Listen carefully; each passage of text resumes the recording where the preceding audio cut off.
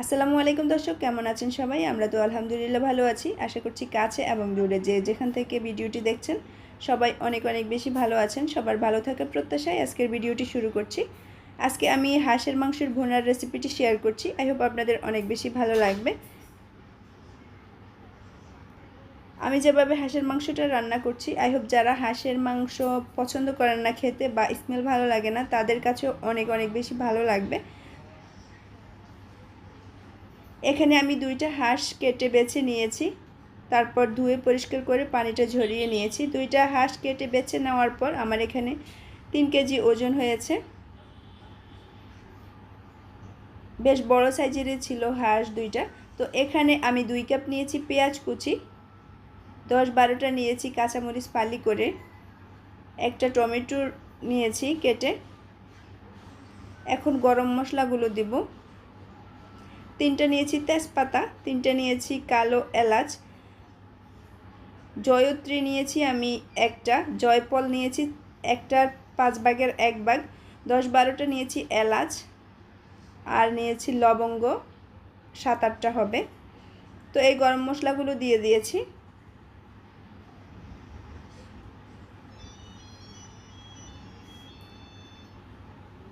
হলুদ গুঁড়া দিয়েছি আমি 1 চা চামচ ভরে।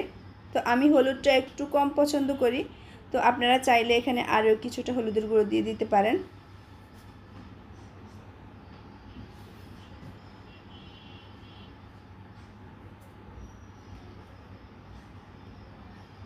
আড়াই টেবিল চামচের মতো দিয়েছি আমি এখানে জিরার গুঁড়া, 1 টেবিল চামচ দিয়ে দিয়েছি ধনিয়ার গুঁড়া,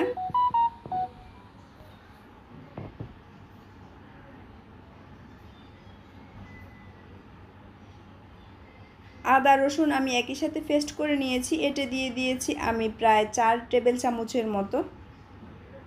গরম মশলা দিয়ে দিচ্ছি আমি 1 টেবিল চামচ। এটা আমার হোমমেড গরম মশলা, তবে আমি এখানে গোলমরিচের গুঁড়াটা একটু বেশি ব্যবহার করেছি অন্যান্য সকল মশলার তুলনায় আর কি। তো সবগুলো মশলাকে খুব ভালো মতো হাত দিয়ে মেখে নিচ্ছি, দেখতেই পাচ্ছেন।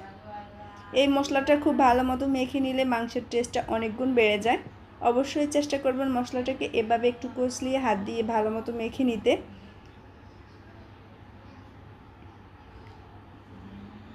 তো সবগুলো মশলা মেখে নেওয়া হয়ে গেছে।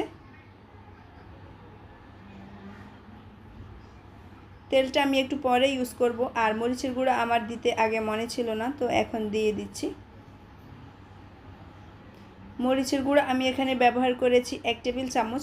যেহেতু আমি কাঁচামরিচ ব্যবহার করেছি একটু বেশি, সেজন্য আমি মরিচের গুঁড়াটা একটু কম ব্যবহার করেছি। আপনারা আপনাদের পছন্দ অনুযায়ী ব্যবহার করবেন।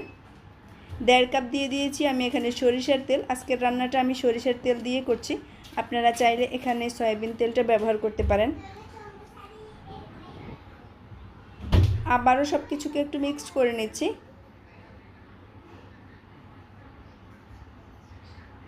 এখন আমি এটাকে রেস্টে রেখে দেব 1 ঘন্টার জন্য।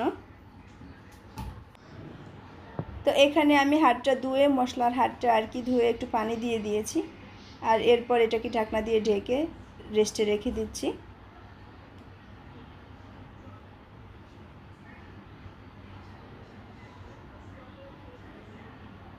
ফিরে আসলাম 1 ঘন্টা পর। চুলাটা জ্বালিয়ে দিয়েছি, লবণ দিয়ে দিচ্ছি এখন স্বাদ মতো। তো আমি এখানে প্রায় 1.5 চা চামচ থেকে একটু বেশি হবে লবণ ব্যবহার করেছি। সব কিছুকে খুব ভালো মতো মিক্সড করে নিচ্ছি, আর চুলাটা একদম হাই ফ্লেমে জ্বালিয়ে দিয়েছি।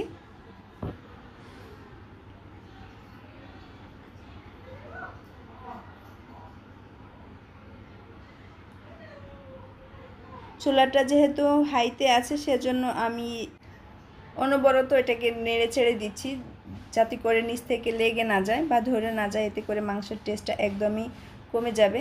এভাবে আমি বেশ কিছুক্ষণ এটাকে কষিয়ে নিয়ে তারপর ঢাকনা দিয়ে ঢেকে দিয়েছি, যাতে করে এটা থেকে পানি বের হয়ে যায়। দেখতেই পাচ্ছেন পানি বের হয়ে গেছে।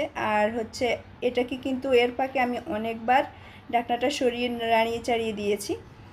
আজকের এই হাঁস রান্নাতে আমি কোনো রকমের পানি ব্যবহার করব না, হাঁসের পানি দিয়েই হাঁসটা রান্না হবে।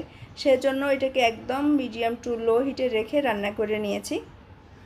আর এরই মাঝে অবশ্য অফ ক্যামেরায় আমি বেশ কিছুক্ষণ এটাকে ঢাকনা সরিয়ে সরিয়ে বেশ কিছুবার নাড়িয়ে চাড়িয়ে দিয়েছি। কয়েকটা কাঁচামরিচ দিয়ে দিয়েছি সুন্দর একটা ফ্লেভারের জন্য। আর দিয়ে দিচ্ছি এখানে আমি হাফ চা চামচের মতো গরম মশলা।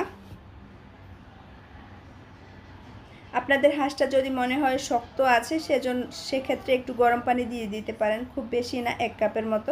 আজকের মতো বিদায় নিয়ে নিচ্ছি, হাঁসটা রান্না করা শেষ।